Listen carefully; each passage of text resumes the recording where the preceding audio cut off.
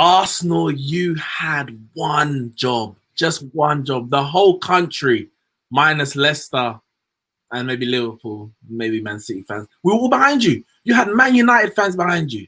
You had Chelsea fans behind you. You probably had Wolves fans behind you. You had one job. Eddie Nketiah, what have you done?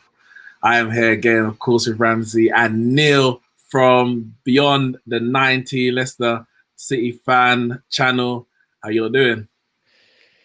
I'm not feeling too bad actually after that one. What are your thoughts, Ramsey?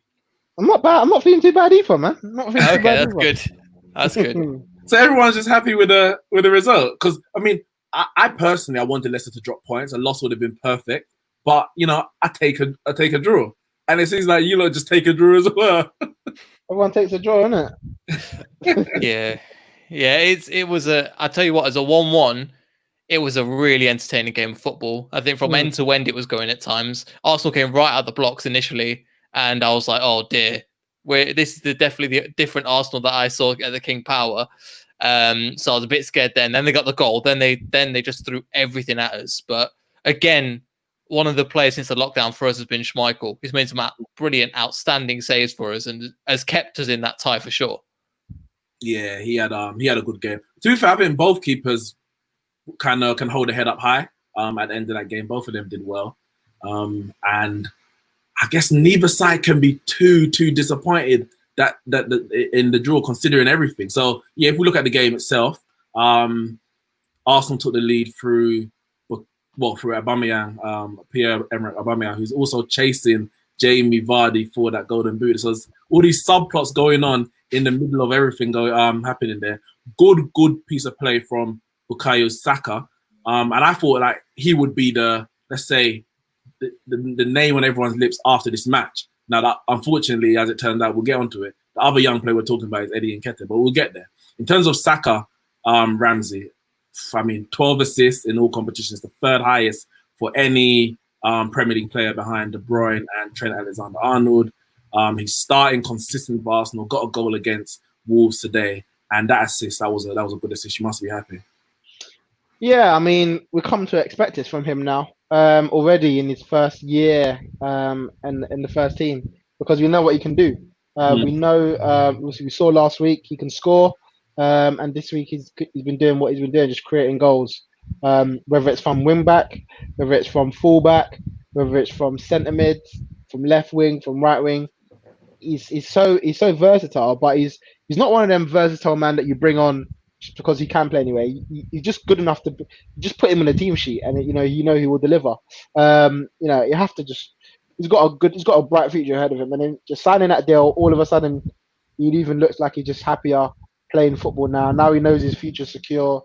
He even said before the game today, like Aubameyang's been helping him, just saying to him, like, you do your thing. Like before he said before the Wolves game, Aubameyang said to him, if you get the opportunity to shoot, I'm not going to be mad at you if you shoot. Like you do your thing. And I think that freedom that he's been allowed from Arteta, from Aubameyang, his other strike partner, to just go and feel free to do what he can do, just helps his game, man. And yeah, he's got a good future if he just continues at this level. I think it was a good piece of skill because he kind of feinted to come inside, and obviously you're thinking he's left-footed. Johnny Evans is gonna try and block him on the left, so show him down the outside, and he feinted to go out on the inside, left Evans for dead. Yeah. Do you think, Neil? Do you think that Leicester struggled with the three at the back? I know you played it against Crystal Palace, but it's not a formation you play often. I saw the likes of Sionchu getting dragged out into positions that he hasn't been in this season. Yeah, for Sionchu, it's definitely been one of his weaker games for sure. He still at times came in, had a decent enough to get tackles in and stuff like that. But I think it was just the intensity of Arsenal. We've not been used to that, playing at three at the back. So we've played three back, as you were saying, against Crystal Palace. We've not really gone three at the back apart from that, but just the intensity that Arsenal pressed and they threw players at and stretched our back three a lot. That compared to Crystal Palace was just a completely different contest altogether. So overall, it was a formation that I think shocked, especially Soyuncu, because bearing in mind it's his first full season in the Premier League. He's had time to really prepare to see what we need to play, and then we've switched it up on them. We've kept the same formation, and then just when you've got Lacazette, you've got Saka, you've got Aubameyang running at you. I think he was just a bit lost, and he's had a great season so far, but this is probably going to be one of the turning points for him where he's going to go, right, I definitely need to improve, because there was a lot of people looking at him going, oh, he's a finished project, but he's still young. I think he's only 23, 24, so he's still got plenty of time to develop into a much better player. It's funny because you went up the 3 at the back, I said 2 games in a row now, and you won the last one. You look much better today.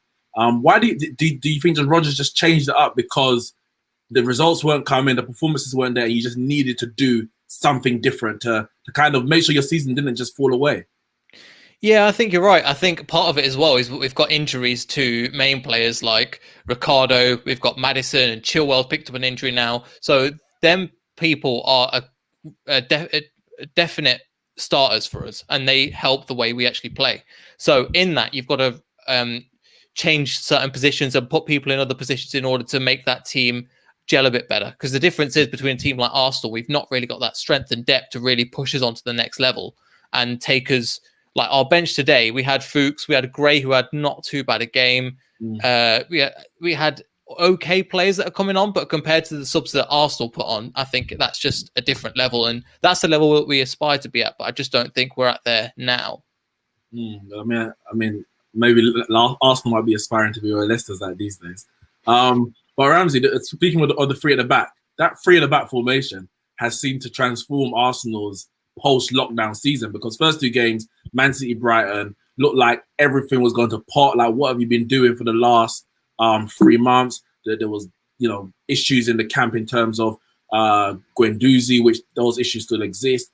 People questioning what's happening, what's happened to Ozil. You've gone to free David Luiz, he was a massive one, got the contract. Everyone descended to chaos.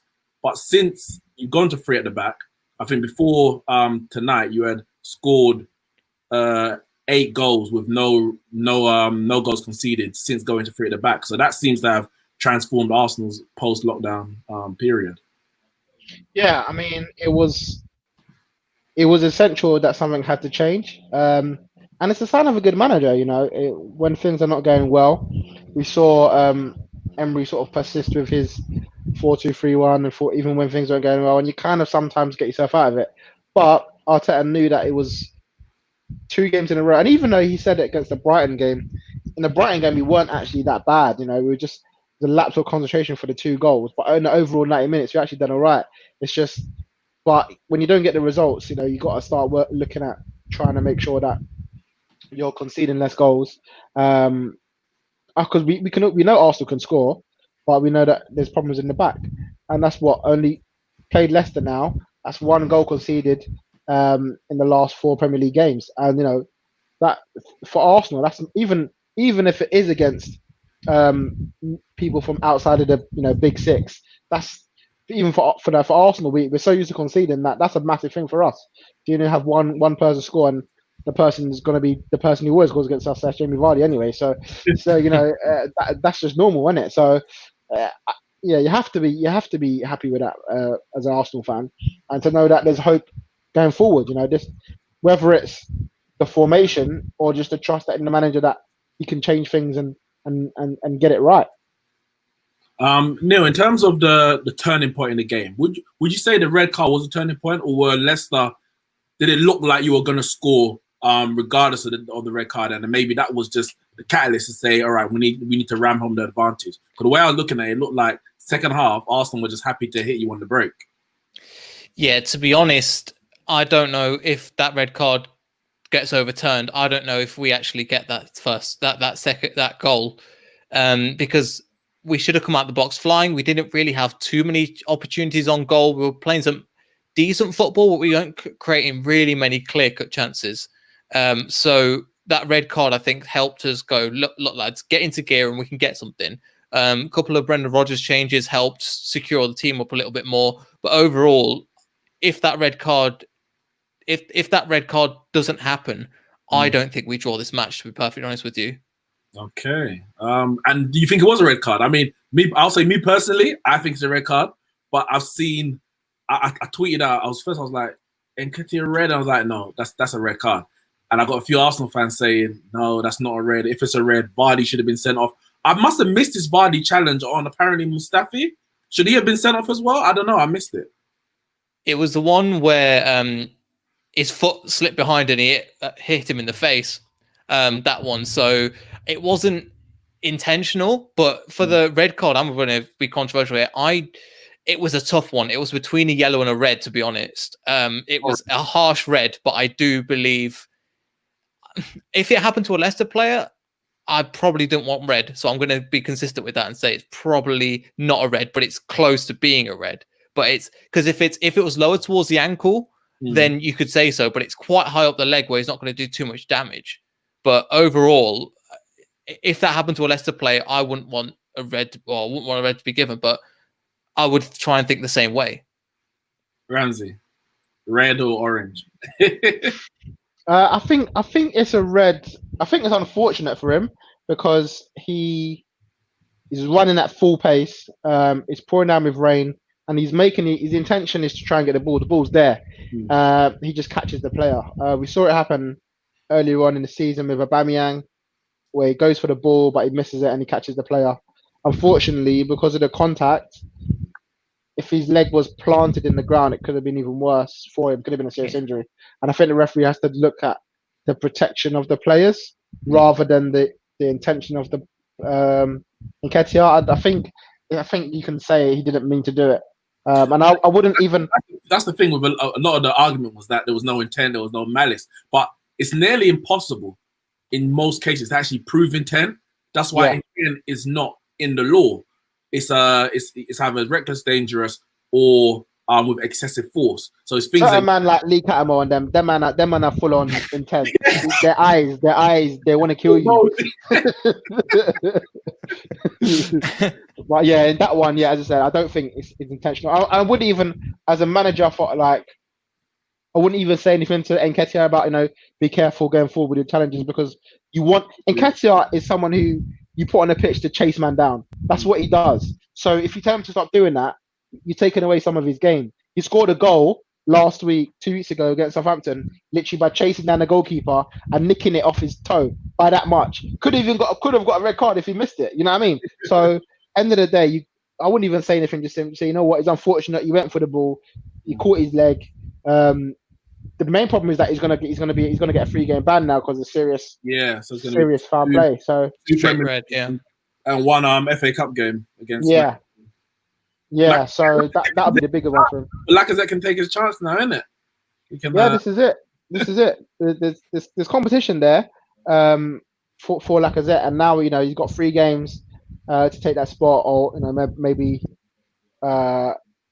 maybe he goes with Aubameyang up top. I don't know, but it seems like he wants to go with Aubameyang wide. So it looks like Lacazette will have the chance to prove himself again. Before that VARdy goal, were you getting a bit giddy, thinking, we might be able to get into maybe 5th place and hope for a Man City ban, or not? Yeah, I mean, there was just too much time left for us to try and hold out. And again, the press was mad from Leicester.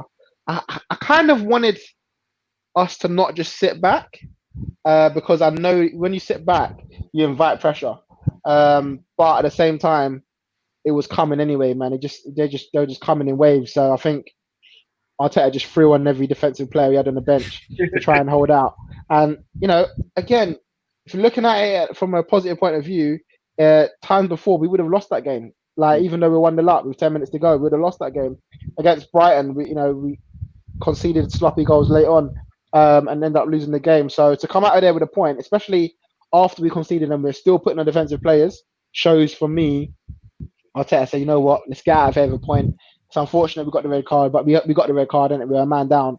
So you got to take what you got. You got to take what you get. And it's not, again, Leicester's a good team. It's not a bad point.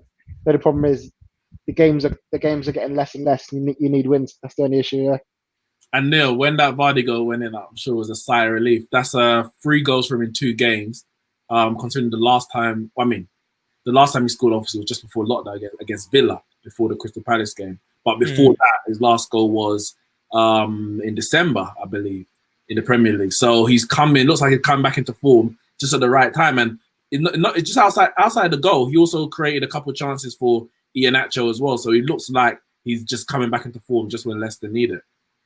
Yeah, it's something that we've known about VARdy for a while as well. Obviously, he's going to get plaudits for getting in the box and putting it in. He's lethal at that. But I think if you're watching the match like he did today, the full 90 minutes, you see the fact that he's playing out on the wing. He's putting some great balls in, and Nacho is still learning. He's still quite a young player, but he could have took them chances. But he's actually Nacho overall. I think he's got better minute to goal ratio than VARdy this season as well. So he's actually looking really, really good for us. And this season was his to turn up. But overall, yeah, he's lethal. He's going to be able to score. I think he always scores against Arsenal as well. So it's one of them things where it's coming to form at the right time. The runs he was making before weren't good enough. The service he was getting wasn't good enough. But after that Crystal Palace game, and this 3-5-2 formation just seems to work better because all the balls are coming in towards him from the wings, from the central defenders, and we're playing through the middle towards him as well. So definitely when I was on last time compared to the Brighton game, I'm a lot happier, even though it's a draw again. Sorry, I was just checking the just before we came on live, Juventus were 2-0 up away at AC Milan. I've just checked the score. AC Milan 4-2 up. They got 3 goals in 5 minutes. So, you know, for you lot's game was good today. That game is crazy. So, sorry, it's a shame that Lazio don't really care about winning the league. The top 4 race right now is more excited than any other league right now because that Serie A's finished. Obviously, Bundesliga's done. Liga 1's done. I mean, the title race in La Liga is not too bad as well, to be fair. But yeah, the top 4 race is hotting up. I mean, Chelsea. Obviously, we ain't got the Chelsea fans here, but that win against Crystal Palace, so lucky. I mean, when that really? I don't know who headed the ball at the back post. I don't know who it was, but I just thought it was in. I was trying to celebrate. Yes, Chelsea gonna drop points. Leicester gonna drop points because if Chelsea had dropped points, drawn the game, we could have gone ahead of them. On Thursday if we beat Villa, of course, still an if. So they got away with it. But if we take a look, let me just actually bring out the table. If we take a look at the table now, I hope it's updated actually. Leicester 34. Yeah. So actually, can you see that? Let me make that bigger. So we can take Liverpool and Man City out of it. We don't have to see them. Yeah, 15. Chelsea on 3rd place with 60 points. Leicester 59. Man United 55. I mean, obviously, last time we were here, what's your in terms of how you're feeling, Neil, for the top 4 race? Are you a bit more confident now having your last 2 games compared to the last time you were on the channel? But now you've dropped down from 3rd to 4th. Yeah, I guess so, but that's all our own doing. Like that, we should have won to get matches against Watford and Brighton. They just weren't good enough. Everton was the first half was absolutely dismal and rubbish. But overall, from this position, I'm feeling confident that we can still get top 4. I know Man United are catching. It looks like because you guys are on a right run of form at the moment, and your players just playing out of their skin. But overall, we've got Tottenham, Sheffield, Bournemouth, Tottenham, Sheffield, and then Man United. So it's is it that way around? Bournemouth, Sheffield, Tottenham. Bournemouth, Sheffield, Tottenham, and Man United. So Sheffield are a tough team. Bournemouth, they seem out of it. Yeah, Tottenham, you never know with them. They could turn up on the day. And then Man United, that will be a very, very good. That will be a very interesting game at the end of the season as well. So yeah, let's do something. Let's see. Forget the last day of the season. So let's predict what points the teams are going to come in on the last day of the season. So Bournemouth, Leicester. What are we thinking? Win Leicester? I'm thinking win Leicester. Ramsey, I'm guessing you're thinking win as well. Yeah. Leicester, Sheffield. I think we can pip that. I think we can get 6 points. I think we get 6 points from 2 games. And Tottenham, Leicester. I want to say yes. I know what Ramsey's going to say because it's Tottenham. Well, it's Jose's Tottenham, so it's a defensive Tottenham. So they're going to be hard to break down, but I'll see a draw in that game, to be honest. All right, so if we say 7 points, that takes Leicester to 66 points before the last game of the season. Look at Chelsea's fixtures. They have Sheffield United away. What are we saying for that? That's a tough one, though. Sheffield United are tough to break down, but I think Yeah. Chelsea will get that. Yeah, I think they might do it. And of course, they're going to beat Norwich. Everyone beats Norwich. Yeah. That's 6. So what are you saying for Man U Chelsea? Well, that's a FA Cup, so. Oh, right. Okay. It's all right. And Liverpool Chelsea. Liverpool will take that. Depends who they put out. It depends who Yeah, they I put mean, out. it's Liverpool's last home game, so they're lifting the title that day, isn't it? So they're going to put out Yeah. surely. Well, In front of nobody. That's going to be weird. But at the moment, they need to win 4 out of the last 5 to get to beat Man City's record. And Okay. in that run, they've got. Actually, let me just bring it up. I can't remember now. They've got. Who they got? Brighton win, Burnley win, Arsenal win. Chelsea, Newcastle. So they need to win 4 out of those last 5 games. So I think they'll put out their strongest team for that game, of course, and obviously the last game of the season at home. They're going to lose the title. I know there's no fans there, but they're going to want to put on, let's say, a show for the fans. And there's going to be fans outside the stadium. Let's be real. Those fans ain't staying away. The fans are going to be there. They're going to be making some noise. Fireworks are going to be going off. I think so anyway. But yeah, what you lot think? I would say Liverpool win at home. Yeah, I think that makes sense. I was wondering why they were still playing Salah, Mane, and Firmino, even after they won it. But then after you've said that, it makes sense. But what they're doing is they're bringing on like the likes of Curtis Jones and all the other youngsters to maybe get them enough games so that can lift so they can get a medal, because I think you need minimum 5 to win the medal. Ramsey, what are you saying for that game? I don't know, man. I don't know. I think with Chelsea needing to do it, I don't think it's going to be a walkover. So I'll just say draw. Okay, well, I think personally it will be 6. So they beat Sheffield, beat Norwich, and lose to Chelsea. So lose to Liverpool, which for me, that would be 66, which would be level with Leicester. Leicester will be ahead on goal difference considerably. And Manchester United. Man United. I mean, I just don't like predicting Man United because my own team. I don't like predicting our own results. You predict ours, that's fine. Yeah, it's fine. There's no pressure in it. Like I can say, oh yeah, you're gonna win. You're gonna beat Sheffield, and if you don't, it's not a win-win because I want you to lose. But if you don't, it's like, well, thank God I was wrong. Whereas if I predict, yeah, we're gonna beat Villa, beat Southampton, and you get draw, lose, I can't. So you don't tell me what's gonna happen. We got Villa, Southampton, Palace. They're 3 wins. I'm thinking Southampton beat the hardest game because Danny Ings is looking proper on fire. It will be tough. I'm just happy that's at home. I know again, there's no fans, but I feel your run is really favourable for you. Really favourable. You've not got That's 4 wins and then a maybe and then Leicester. So it's coming. I didn't realise how favourable that was to you.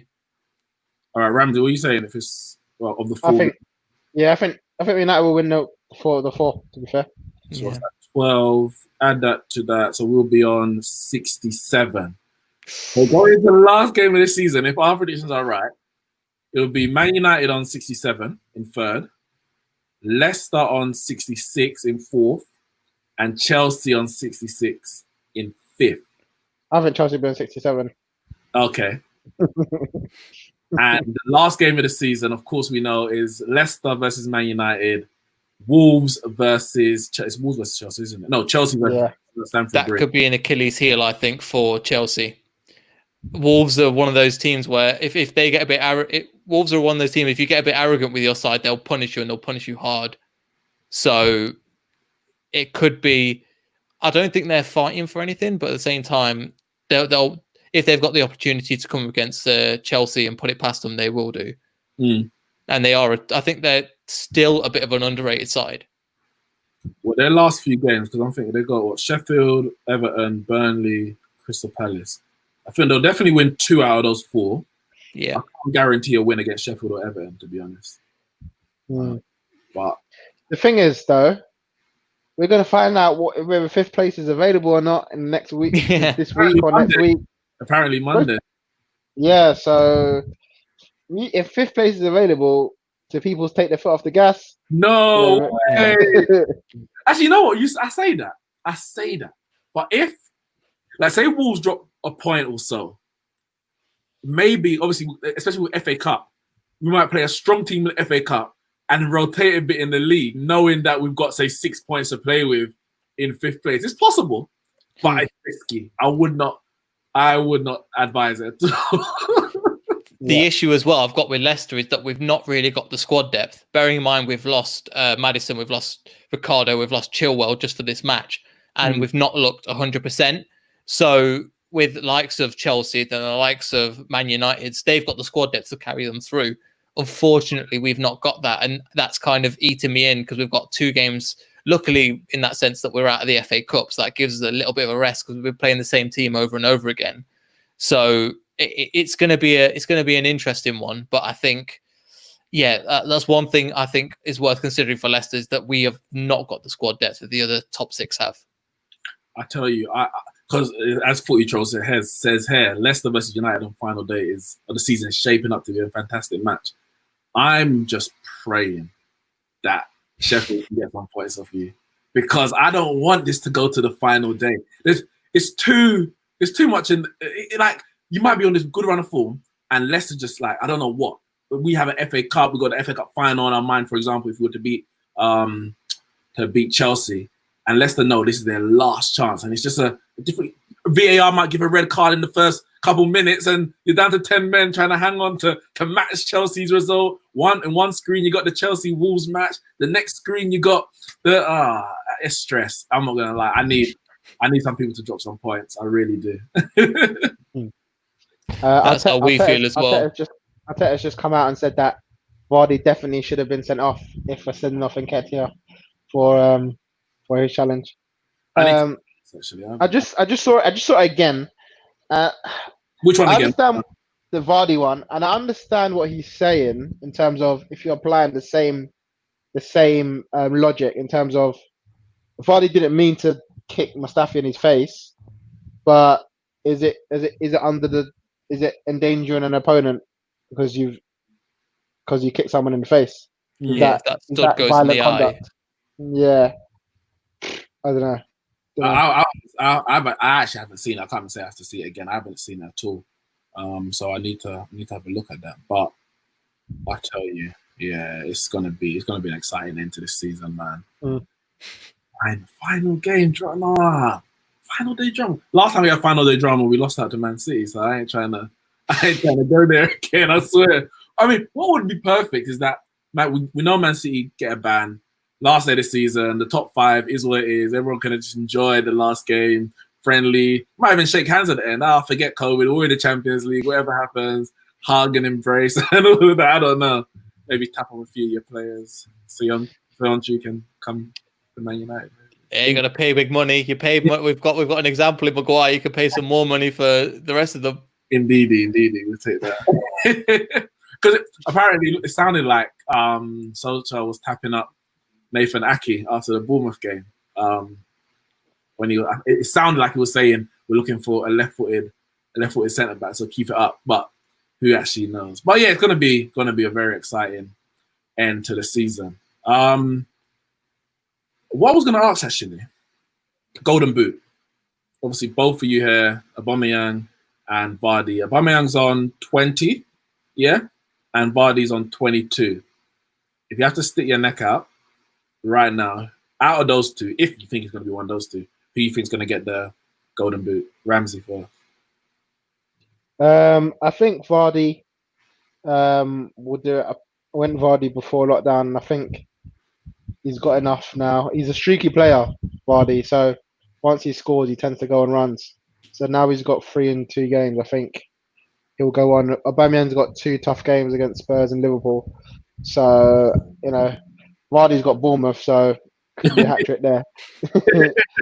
So, won't rule it out. So, yeah, I think VARdy will have it. Take it. Yeah. I think it's going to be VARdy as well.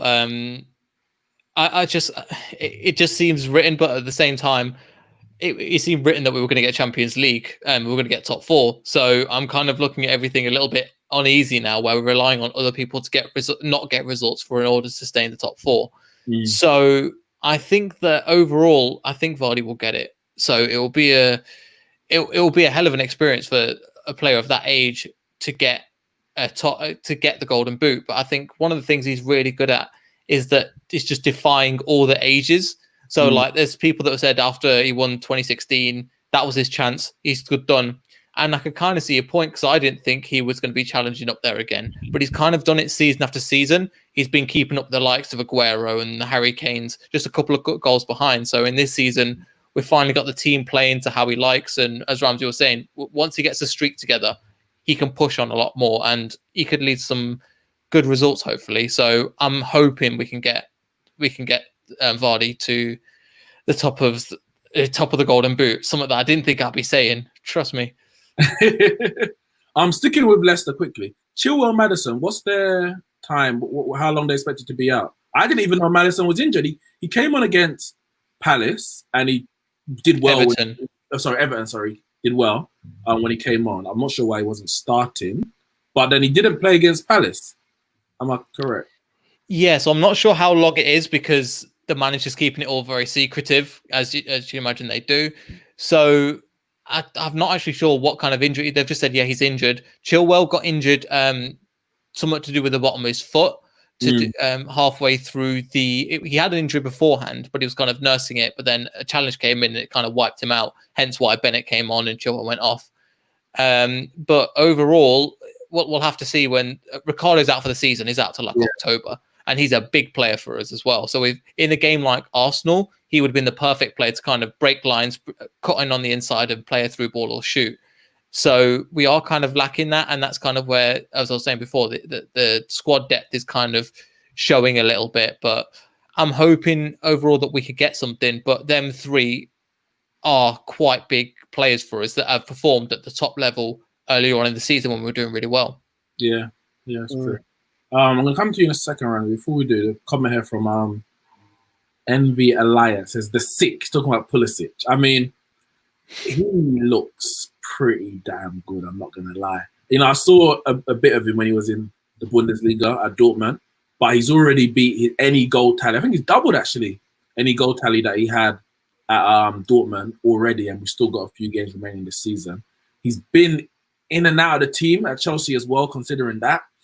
He looks a real talent. Now, I'm not saying the next Eden Hazard, that's a big shoes to fill, but just in terms of the style of play as well, would you say going into next season, is that his place to lose on the left hand side? Obviously, they got Werner coming in, they've got Ziyech coming in, Ramsey. I think he'll play, because he's so young and he's got such a big future. He'll be a big part of that Chelsea team next season, regardless of the two coming in. I don't think Werner really will get in the way with that, because I think he'll go up top. It will just be where they put him with Ziyech. But I think there's enough for both of them. We don't really know what's happening with Willian yet.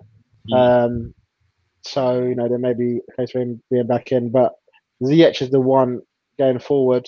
With them three, Ziyech, Werner and Pulisic, could be a problem next season, definitely. And, you know, as you said, the way he plays, his style of play is very Hazard-like. He gets fouled quite a lot, people, because they want to just take him out. So, and you know, if someone's getting fouled a lot, then they're usually quite good on the ball. So I think he'll definitely be a problem next season, for sure. Finally, we'll end where we started, Saka. When Gareth Southgate names his next squad, should Bukayo Saka be in that squad? Yes. On current form, yeah. The problem is where you want to play him. But you said he can play anywhere. Yeah, but in terms of England, he's not good enough to go ahead of Rashford, Sancho, Sterling. You know, he's not at that level yet as a winger. But as I said, because he's so versatile, he may just get that call just because he can play anywhere. Who's playing back? Yeah, because I mean, Chilwell's there, Luke Shaw's there. Yeah, it's again, he's better than Chilwell. I'm telling you. I didn't say him on the left back, but still. It's form dependent. Like if the squad was right now, I'd be surprised if he wasn't in. But then you've got people like Greenwood as well. He's on form.